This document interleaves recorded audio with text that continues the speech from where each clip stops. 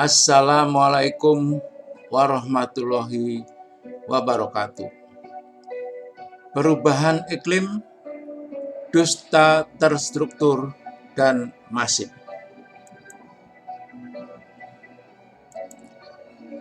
Ini tulisan di internet yang diterbitkan atau dipublish tanggal 24 Februari 2021 dari Muslim dan Perubahan Iklim.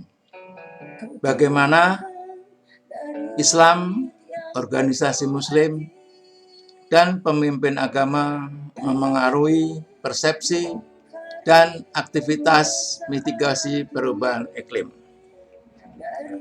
Ada 9 penulis Muslim yang memengaruhi persepsi dan aktivitas mitigasi perubahan iklim dalam tulisan ini. Ini iklim ciptaan Allah. Dalam abstraknya, tulisan tersebut sebuah badan penelitian yang berkembang menekankan pentingnya agama dalam memahami dan menangani perubahan iklim. Namun sejauh ini sedikit yang diketahui tentang hubungan antara komunitas Muslim dan perubahan iklim. Ini dalam halaman 1. Jadi memang agama penting karena iklim adalah ciptaan Allah SWT. Ini ayatnya. Tuhan yang memelihara kedua tempat terbit matahari dan Tuhan yang memelihara kedua tempat terbenamnya. Al-Quran Surat Ar-Rahman ayat 17. Dua tempat terbit matahari dan dua tempat terbenamnya ialah tempat dan terbenamnya matahari di waktu musim panas dan di musim dingin.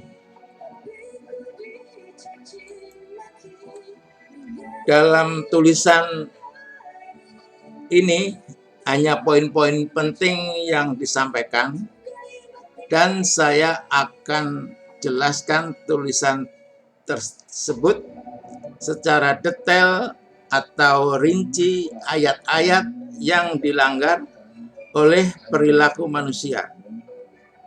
Berikut poin-poin pentingnya.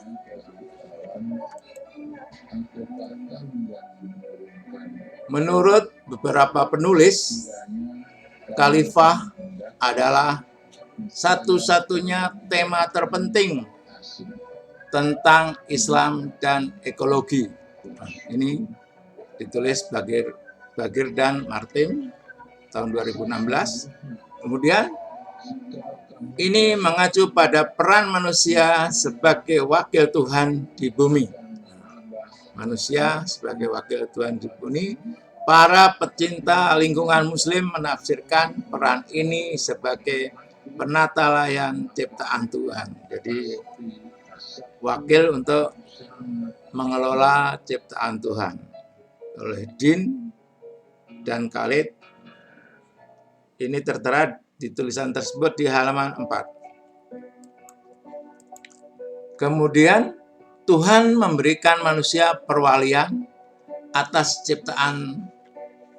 Itu adalah tanggung jawab mereka untuk menjaga alam, karena itu memelihara alam berarti melayani Tuhan. Nah, tadi di depan saya ada khalifah, itu yang penting.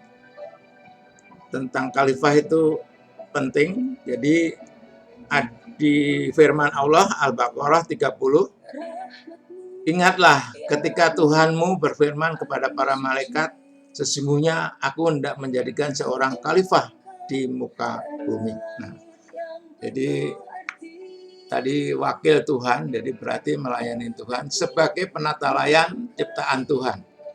Manusia harus dengan hati-hati mengelola sumber daya alam, misalnya air.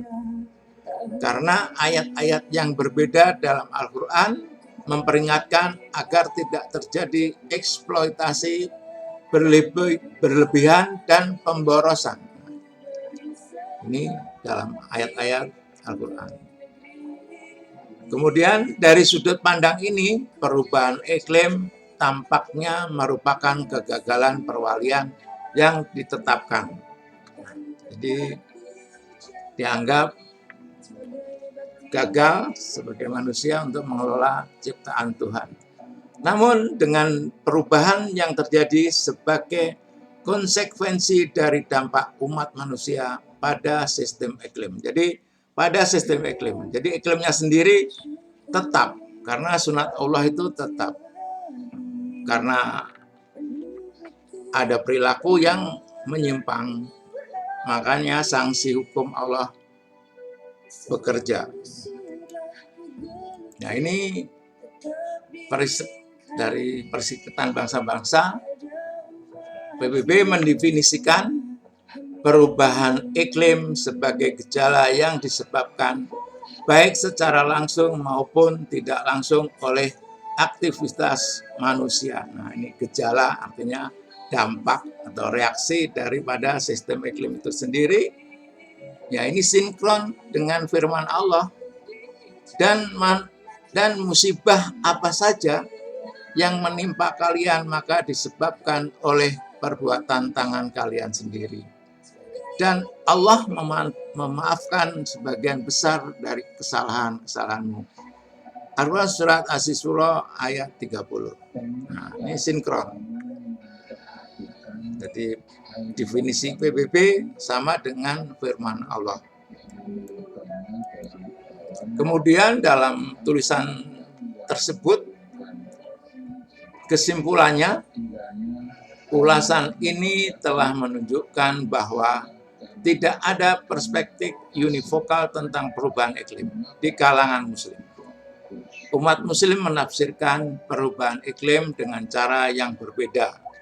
Menganggapnya sebagai akibat. Nah, ini A, manusia, B, Tuhan, atau C, mengabaikan keberadaannya. Ini ada di halaman 14 dalam tulisan tersebut. Nah, ini sinkron atau saya detailkan ini maksud dari kesimpulan ini. Jadi kalau ini manusia, ini berarti akibat perilaku manusia. Kemudian Tuhan ini, ya iklim tadi ciptaan Allah SWT, mengabaikan keberadaannya, ya ini bekerjanya hukum Allah SWT. Nah, adanya petunjuk-petunjuk ini diabaikan. Akhirnya sanksi hukum atau dampak negatif dari terhadap sistem iklim itu sendiri.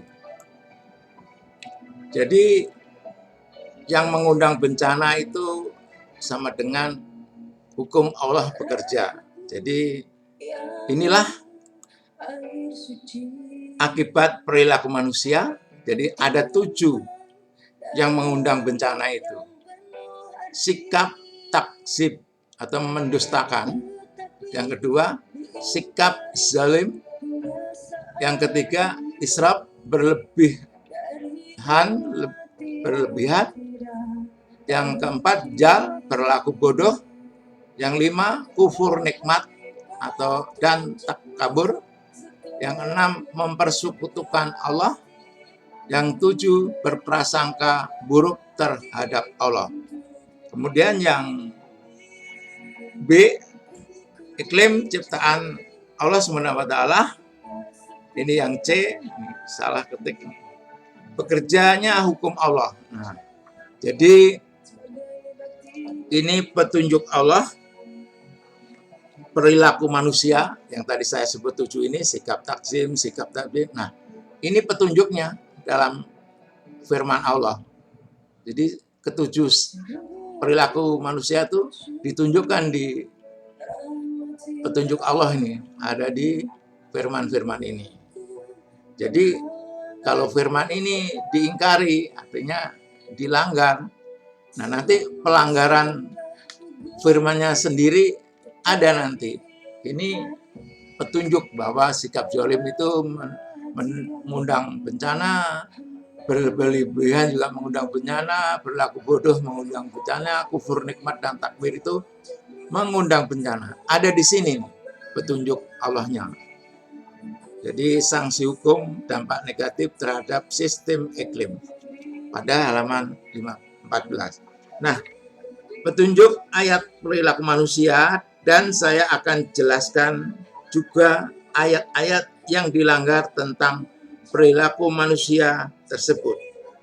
Dan saya sinkronkan dengan fakta kejadiannya sesuai poin-poin dalam tulisan tersebut oleh 9 penulis muslim. Demikianlah, ikuti video selanjutnya tentang penjelasan atau pelanggaran yang dilakukan selama ini. Faktanya nanti ada semua di Indonesia. Terima kasih. Billahi taufik wal hidayah. Wassalamualaikum warahmatullahi wabarakatuh.